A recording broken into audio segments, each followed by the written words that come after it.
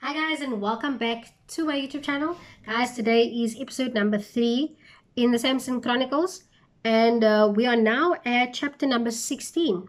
And here we get introduced to Delilah, but not before we hear about some other individual that is introduced and who is female as well in the life of Samson. So anyway, this chapter starts off very quickly and matters escalate very quickly. So what I mean by that is that Samson finds himself in Gaza where he meets a prossy, and yeah, he spent the night with her essentially. So the people from the area, the people from Gaza was told, and they wanted to actually catch him out. They wanted to actually off him, and they then spent the night in wait for him at the gate, at the city gate.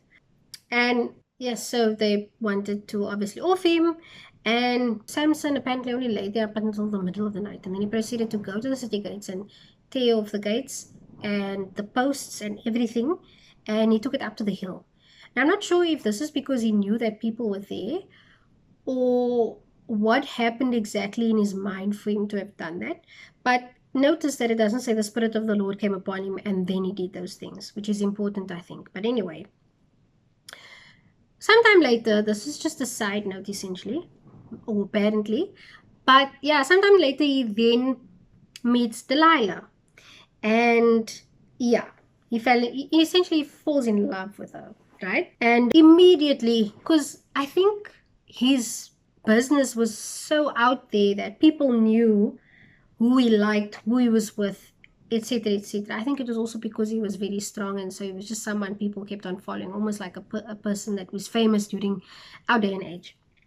Anyway, so why I'm saying that is because the Philistines then immediately approached Delilah and said to her, "See if you can lure him into showing you the secret of his great strength and how we can overpower him, so we may tie him up and subdue him. Each one of us will give you 1,100 shekels of silver." And guys, 1,100 shekels of silver is about 13 kilograms of silver. Mind you, this means that each person there was going to give her 13 kilograms of silver, or 28 pounds of silver. It's a lot. And I think Delilah immediately was like, "I'm definitely going to do this."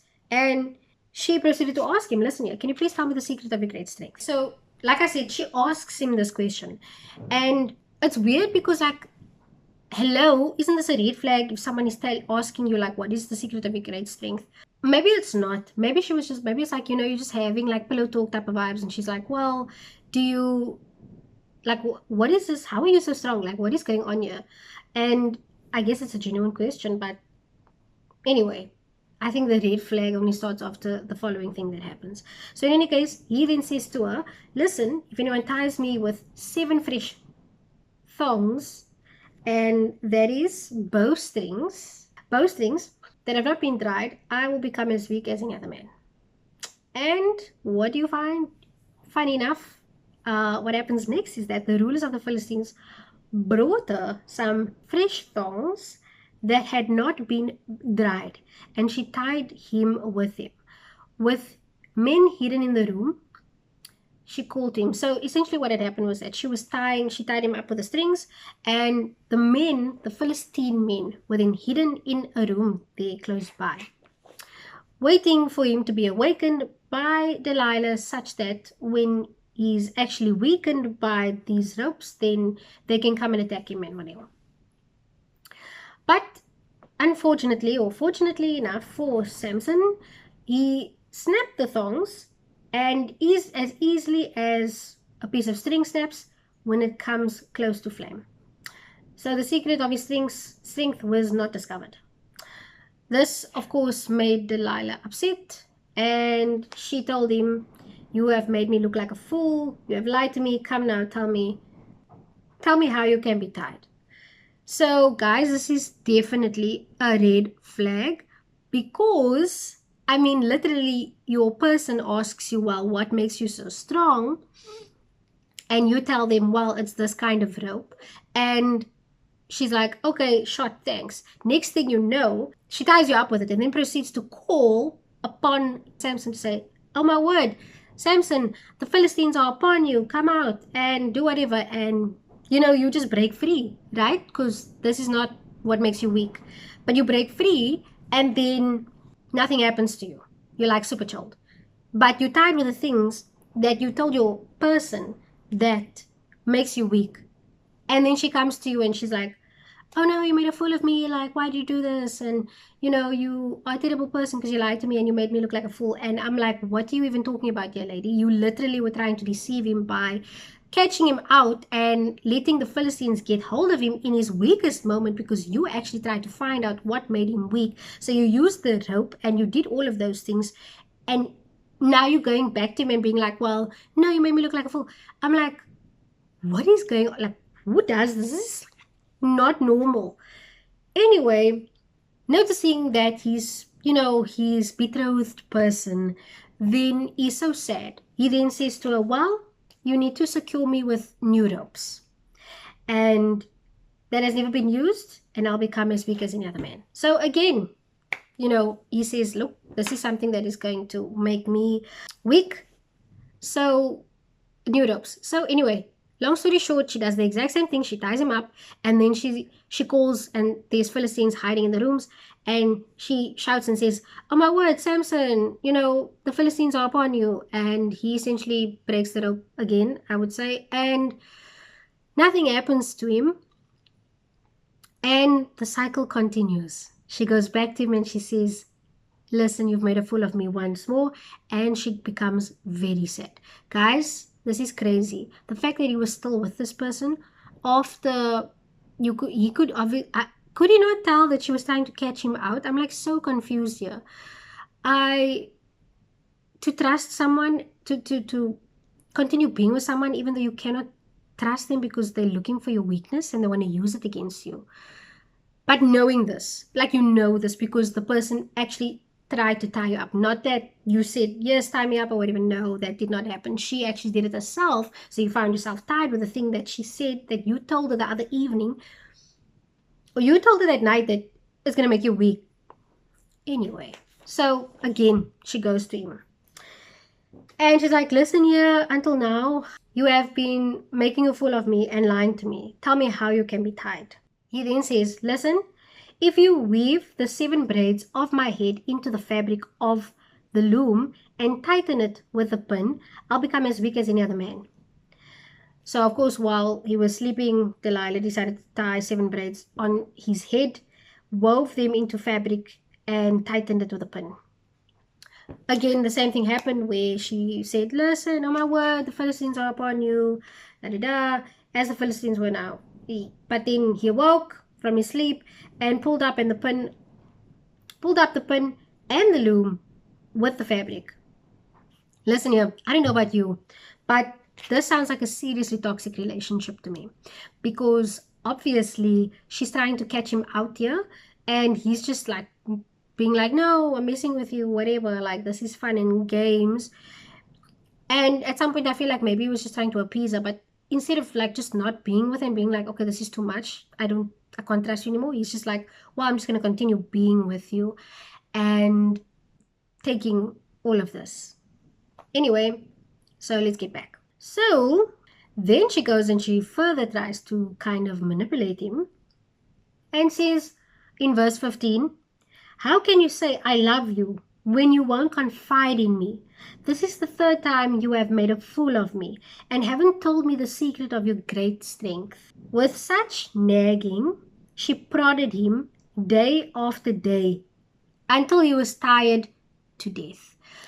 My friends and family out there and everyone in between, if you're with someone and they are looking for your weakness and then they try to manipulate you into being like, tell me what your weakness is. Oh my word, you don't love me. You're not confiding in me. You should have told me what your weakness is. And they continue to do this day in and day out. But you know that they've been trying to catch you up because they literally use the things that you've said was your weakness to try and get to you.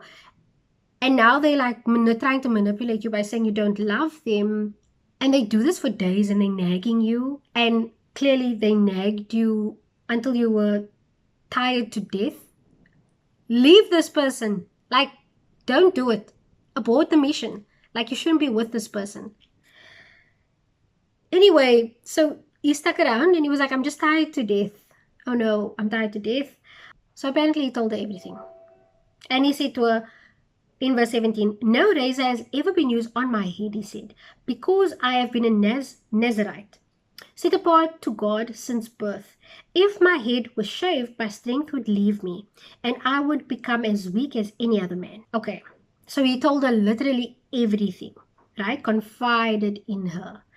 And then in verse 18, it says, when Delilah saw that he had told her everything, she sent word to the rulers of the Philistines, come back once more. He has told me everything. So the rulers of the Philistines returned with the silver in their hands, having put him to sleep on her lap. She called a man to shave off the 7 braids of his hair, and so began to subdue him, and his strength left. So guys, if you ever find yourself with someone who is clearly toxic and clearly wanting to know what your weaknesses are to use it against you, and you eventually confide in them to the point where, you confide in them and you cannot really trust them, and you confide in them to the point of where they actually catch you out and actually use your weaknesses against you, don't be surprised. Please, just don't be surprised. I mean, at this point, you should actually be wanting this to happen to you. Anyway, the same thing proceeded to happen where she said, Samson, the Philistines are upon you. But in verse 20, it says, he awoke from his sleep and thought, I'll go out as before and shake myself free. But he did not know that the Lord had left him. Verse 21, then the Philistines seized him, gouged out his eyes, and took him down to Gaza. Binding him with the bronze shackles, they set him to grinding in the prison. So, my friends, they catch this guy out, and they proceed to take out his eyes and then just let him rot in prison, essentially. But this is all because, of course, you wanted to be with this person and you were now in love with this individual that was clearly toxic and clearly messing with you and clearly trying to manipulate you. But okay, we keep it pushing. And essentially this is what ended up happening to him. So they keep him in prison, and while he's in prison, his hair actually starts growing back. So I think what I'm going to do is I'm going to actually leave the rest of the chapter to another episode of this. I know this is long and rinned out, but trust me, I want you to get a picture of what was actually happening in his life. Now, granted, probably a few of you might have actually read this part of scripture already. Maybe some of you haven't, because you know the main part of the story, which is the next part of this piece of scripture, second part of chapter 16. But I do not want to say it right now. I don't want to go over it at the moment, because I want to leave whatever just happened. I need you to marinate on it, because none of this makes sense. Like, I'm still confused. I still don't understand. And I thank God every day for wisdom, honestly, and discernment, because wow. Anyway, so we're going to go on to the next part in the next episode of the Samson Chronicles. Anyway, I hope that you guys have a great day. I hope that you guys have a great week further. And God bless.